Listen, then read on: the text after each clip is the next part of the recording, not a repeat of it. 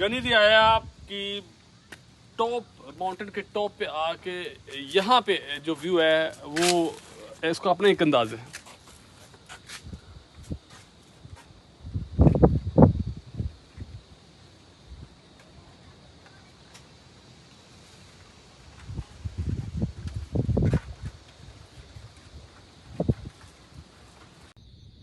ये 5 star hotel पहाड़ की टॉप पे सिंगापुर बेस्ड कंपनी ने बनाया था और $1 मिलियन की इन्वेस्टमेंट से ये बना हुआ है। और ये जितना एरिया, अब ये मैं पहाड़ की टॉप पे खड़ा हूँ और यहीं टॉप पे ये 5 स्टार होटल है। और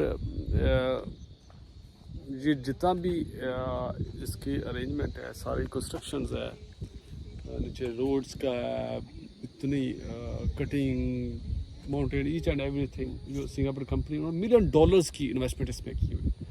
और यहाँ पे आके आपको हर तरह का व्यू नज़र आता है। यहाँ पे आपको समुंदर भी नज़र आ रहा है। जो बादल हैं वो तो बहुत नीचे रह जाते हैं, पहाड़ों के वो बादल भी हैं। और आप बहुत ही हाइट पे हैं।